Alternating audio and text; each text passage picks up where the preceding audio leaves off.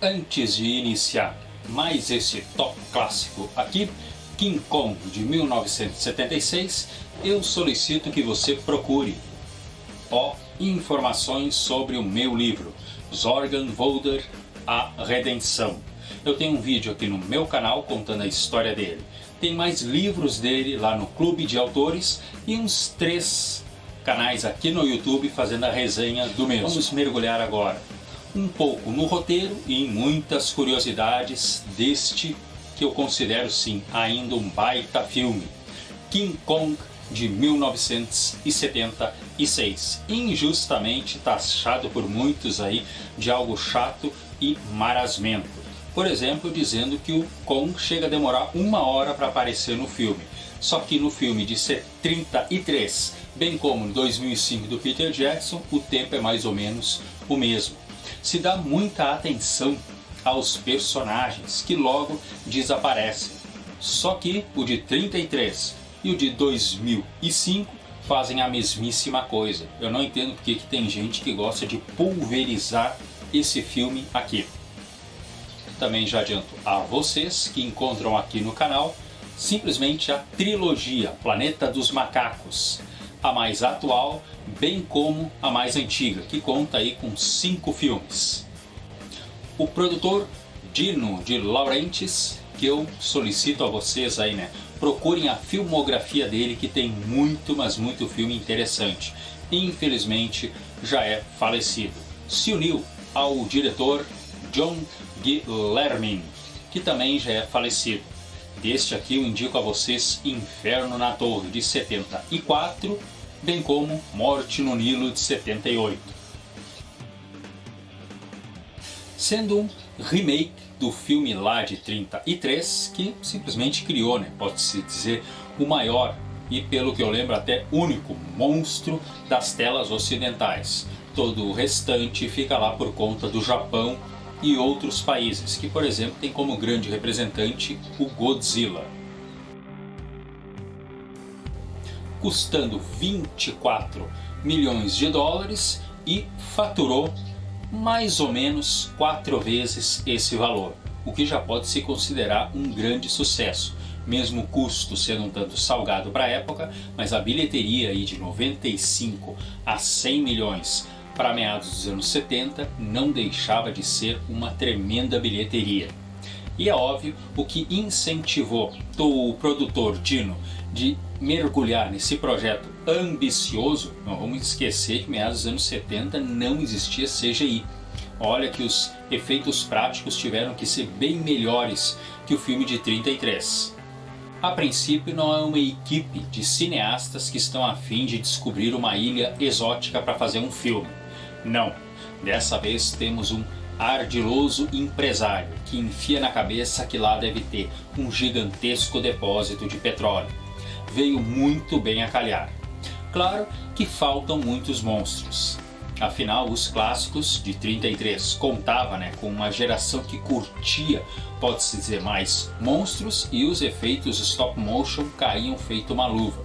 Só que anos 70 isso não engolia mais. O único monstro que aparece aqui é uma gigantesca cobra, que até que é bem convincente. Óbvio que o diretor Peter Jackson, que se uniu à Universal para fazer o Kong de 2005, já nadou no CGI e pôde se esbaldar a reveria. E é bom falar que eu tenho um vídeo aqui sobre esse King Kong de 2005, lamentando que ele poderia ter sido infinitamente superior. O roteiro. O filme tem cerca de 1h30 e eu acho um roteiro bem ajustado e ágil. De um lado temos Fred Wilson, feito por um ator, infelizmente já falecido, que posterior descobriria o seu talento mais no humor, mas que aqui, olha, faz um artroz empresário pé da vida e bem azedo, tarado por lucro e que afinal precisa encontrar petróleo, já que ele descobriu em algumas fotos tiradas aí pelo governo americano que abaixo de uma densa neblina existe uma ilha. E ele acha que essa neblina é criada assim por gases do petróleo, planejando ir para lá e ficar bilionário. Jack, Prescott pode-se dizer que é um simpaticíssimo aí, né, personagem, especializado em primatas, mas ele vem fazendo pesquisas e acha que existe uma criatura nessa ilha. A essa dupla acaba se unindo o terceiro pilar e mais importante, óbvio, uma loira, pela qual o gorilão aqui vai criar uma tremenda de uma paixão. E perdida em um bote, a loira, vestida de forma bem à vontade, Anne Darrow, ou simplesmente Dwayne. Ela e Prescott, pouco a pouco, vão tendo, eu posso dizer para vocês assim, um clima, né, de atração. Chegam na bendita ilha, passam pela neblina e se deparam, sim, com um local muito, mas muito bonito. Mas a partir daqui, mais do que nunca, a trilha sonora, que na minha opinião trabalha em vários níveis, já começa a ficar um pouco mais áspera e com um toque um pouco mais pesado. Por querer, a fotografia começa a mostrar as pessoas em meio àquela geografia de forma pequenina, colocando muito, né, posso dizer, a paisagem de trás, árvores e até morros, e posso dizer até pedras, né, num ângulo superior. Já vai trabalhando aos poucos a nossa psicologia, mostrando o tipo de diminuição que o homem pode ter perante o que vai encontrar. O pessoal da equipe retorna para a praia e Fred Wilson recebe uma notícia muito desagradável. E a partir daqui, Kong começa a ser a meta dele. Só que Fred Wilson agora já está tomando outra decisão. Ele quer sim que vá atrás da Anne, mas a ideia dele já é sim capturar o imenso animal e trazer sim para ser exposto em Nova York. E é isso que acontece. Claro que outra vez, como acontece em todos os filmes, não se preocupa muito em explicar, né, como é que fazem a mudança do gorila para dentro do navio e do navio para o local onde a pessoa, né, onde é que o animal vai ser exposto. Né? Outra vez eles pulam essa parte. E olha que a equipe, essa expedição está ali com um enorme de um navio, tanto que o gorilão vai lá dentro dele.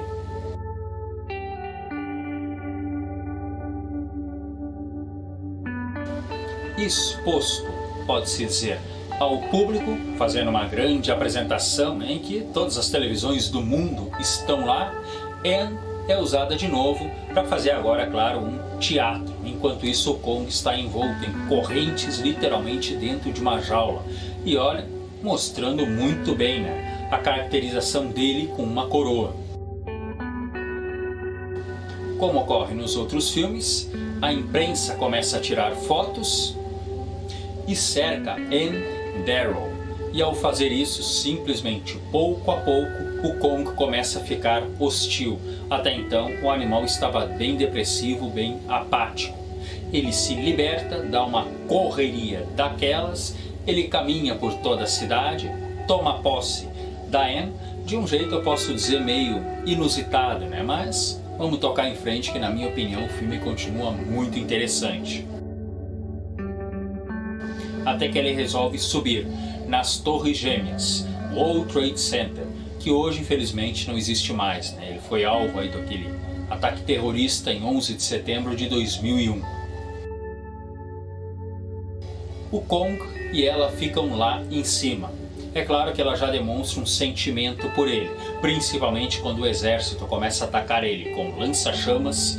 E sim, não tem aqui ataque de aviões, que nem ia ter graça, né, gente? Apesar do cartaz aqui mostrar o Kong botando um pé em cada torre gêmea, na realidade seria impossível, né? O Kong não teria tamanho para isso. E também não existe aviões a jato atacando ele, e muito menos é de dia. O cartaz aqui, posso dizer, ele não tem nada a ver, mas como exposição não deixou de dar muito impacto.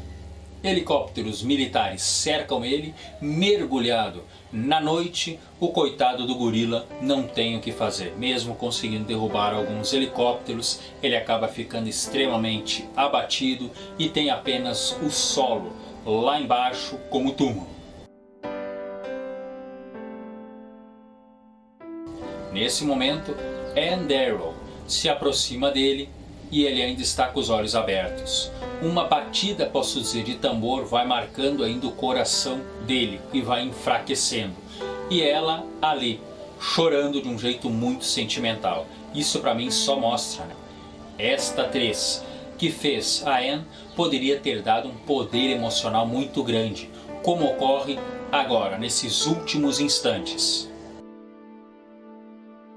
King Kong de 1976. Não tem como eu não indicar para você esse top clássico, que mesmo tendo seus momentos, eu posso dizer que hoje, nos nossos olhos, veriam como algo rude, já que estamos muito exigentes hoje em dia, mas se você deixar de lado, né, os efeitos práticos foram caprichados, na minha opinião o dinheiro valeu a pena sim, e indico esse filme para você.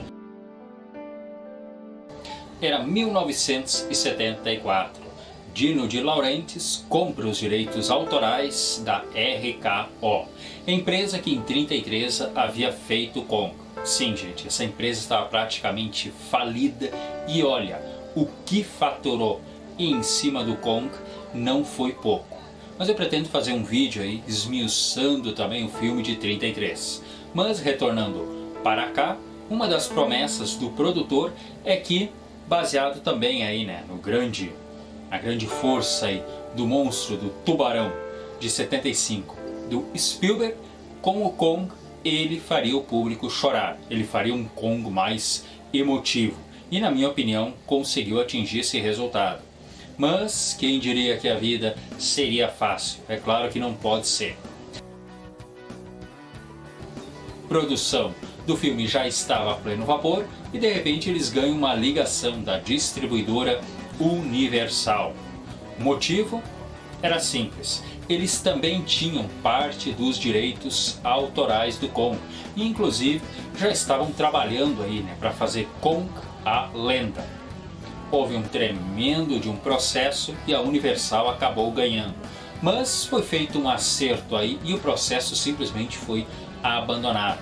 Alguns acreditam, né, que a Universal exigiu que a Paramount nunca mais fizesse um filme do Kong outra vez, e de fato nunca mais fez. Aaron C. fez O Filho do Kong, filme que saiu lá, se não me engano, em 86, uma tremenda bomba. A Universal guardaria os seus direitos para fazer o Kong, é claro, com Peter Jackson em 2005, já que muitas ideias aí do ex-diretor do Senhor dos Anéis batia com a vontade da Universal. O Oscar acabou dando para eles um Oscar especial, o de efeitos visuais. O produtor conversou com a Paramount, né? Mas já deixou bem claro, o meu Kong não vai ser aquele Kong assassino e terrível de 1933. Eu vou querer aqui um pouco mais de leveza, um pouco mais de praticidade, um pouco mais de romance. Sofisticação, modernidade e atualidade. Esses são os pontos que posso dizer em parte tira, né, aquela magia mais grotesca e interessante que tanta gente gosta do Kong, mas que pessoalmente não me fez falta. O empresário, como eu já disse, né, megalomaníaco, Fred Wilson, consegue fotos, né, de satélite espião dos Estados Unidos que localiza a ilha. Mas essa parte aqui no roteiro original, na realidade, esse mapa seria surrupiado das bibliotecas do Vaticano. O roteirista, que segundo o Dino aí, né, fez um ótimo trabalho, em poucos dias aí, um roteiro de 90 páginas, enxuto, foi uma instante que o Dino preferiu inverter, não envolvendo o Vaticano nessa história. Ela fez a primeira Anne Darrow no filme antigo. Aqui ela chegou a ser convidada, né, para fazer uma ponta nesse filme aqui como uma senhora que em certo momento grita quando o Kong se liberta aí da sua enorme jaula. Só que a mesma acabou achando aí o roteiro fraco e desistiu dessa ponta. Mas isso não quer dizer que não foi feita uma reverência ao filme nesse momento. O grito dela é colocado na face de uma senhora que de fato grita assim que o Kong se liberta das correntes. O meu livro, Zorganwalder, A Redenção, que está lá no site da Chiado.com. Também adianto a vocês que que eu tenho mais livros lá no Clube de Autores. A atriz Meryl Streep, campeã, né, nas indicações de Oscar aí para coadjuvante, parece que tem 15 ou 16 indicações, ganhou cerca de uma ou duas aí, já está de bom tamanho, foi convidada a princípio para fazer esse filme. Só que, diz uma lenda, né, que eu não encontrei aí uma origem certa, né, o filho do produtor Dino levou ela até ele, e em italiano Dino falou que achava ela pouco bonita e atraente. Ah, seu Dino, dá licença. Só que tem um porém, né? Mesmo falando em italiano, né, a norte-americana entendia essa língua e parece que respondeu para ele mesmo assim de forma educada. Outra informação existe que de fato esse momento aí constrangedor ocorreu. Só que a Meryl Streep parece que já não estava muito feliz, porque ela teria que fazer um contrato aí vinculada ao produtor de por debaixo aí, né, seus 5, 6 anos, e a mesma não estava nem um pouco interessada.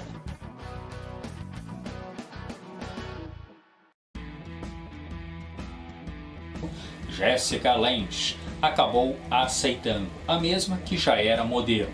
E de fato as críticas sobre a Patricinha letal e um tanto pancadinha que ela fez gerou críticas negativas, mas ela apenas estava, né, cumprindo o seu objetivo, afinal a mesma queria estrear nas telas. Só que fez de fato um contrato aí com o Dino, né, que só lá em 82, 83 ela ficou livre e pouco a pouco ela começou a impor, né, o seu talento. E mesmo assim, pelo filme Kong, com o seu gritinho de vozinha bem grave, ela acabou recebendo um Globo de Ouro como revelação feminina daquele ano.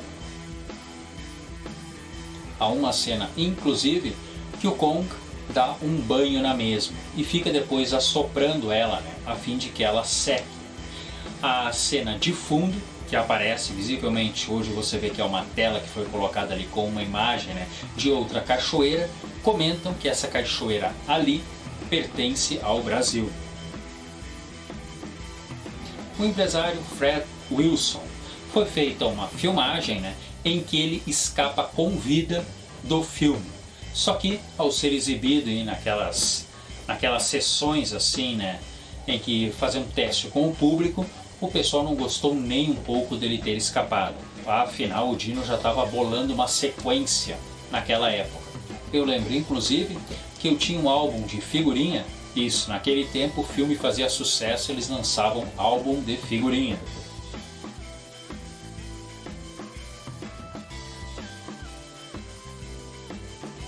E nesse álbum, de fato, haviam figurinhas que determinavam que ele conseguiu escapar com vida. Na direção do filme, como eu citei, né, o John Guillermi acabou pegando o filme, né? Um dos detalhes é que o produtor Dino gostou muito, né, de ver Inferno na Torre, achou as cenas bem grandiosas. Esse diretor aí costumava ter acessos de raiva, até que uma hora acabou xingando tanto o pessoal da produção, envolvendo o filho do próprio produtor, e esse ameaçou demitir caso você pare de bancando doido e comece a trabalhar direito. Foi uma verdadeira ducha. Olha, o John estava dando até bom dia, boa tarde, boa noite, com um sorriso no rosto.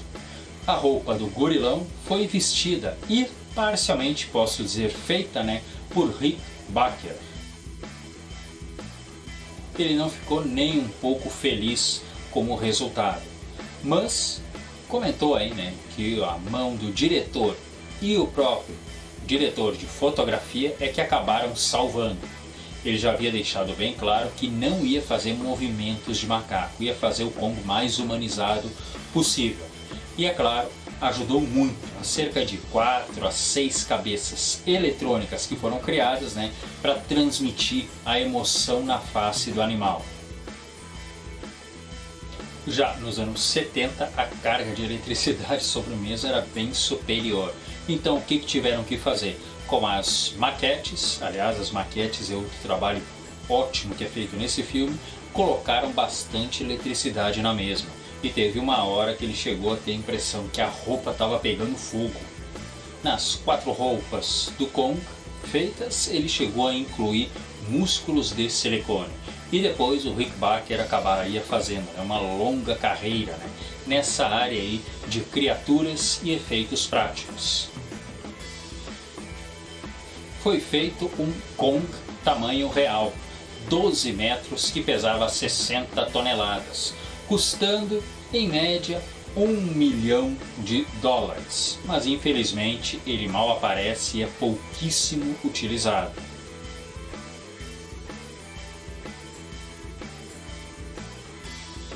E sei que posterior ele saiu mundo afora sendo exibido. Inclusive aqui em Porto Alegre, 40 quilômetros da minha cidade, eu lembro que ele chegou a dar uma rápida passada. Também foram construídos 2 braços, tiveram que utilizar guindastes a fim que os mesmos se movimentassem, ficando o custo de cada um em torno aí de 250 a 350 mil dólares. É claro que na hora de manusear com a mulher sobre a palma da mão exigia grande perícia dos controladores, principalmente no momento em que os dedos tocavam a mesma. Afinal, poderia machucar a mesma seriamente e, caso ocorresse, ainda bem que não aconteceu, um tipo de problema qualquer, a mão esmagaria a mesma com grande facilidade.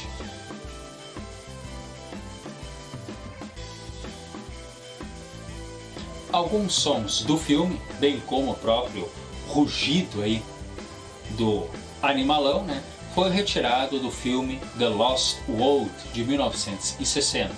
Mas, para dar o grito, pode-se dizer Peter Cullen, que acabaria fazendo mais tarde aí o Optimus Prime na trilogia não, nos 5 ou 6 filmes aí que foram feitos, também participou.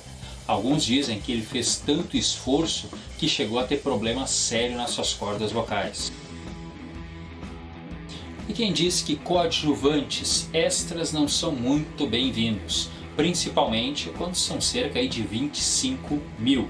Para encerramento, havia algumas centenas e mais centenas de figurantes pagos, Só que é claro, as filmagens teriam que ser bem em cima deles, para dar aparentar, que era uma grande multidão. Porém, eles acharam também uma ótima ideia, utilizar os milhares e milhares que foram lá de curiosos, fazendo uma multidão gigantesca. A princípio, nos VHS da vida, bem como nos DVDs, era essa capa aqui. O Kong gigantesco com um pé em cada World Trade Center. Mas após o atentado de 11 de setembro, simplesmente essa capa desapareceu e outra foi colocada no lugar. Eu acho que o fato de estar ali o World Trade Center não significa nenhum tipo de desrespeito a ninguém. Esse vídeo vai encerrando por aqui. Indico você sim a ver o Kong de 76. Apesar de mudar o padrão e certas políticas, ainda é um filme pra lá de aceitável. Aproveite e conheça aqui outros filmes que eu tenho: Ilha da Caveira, Kong de 2005 e as franquias antiga e atual do Planeta dos Macacos.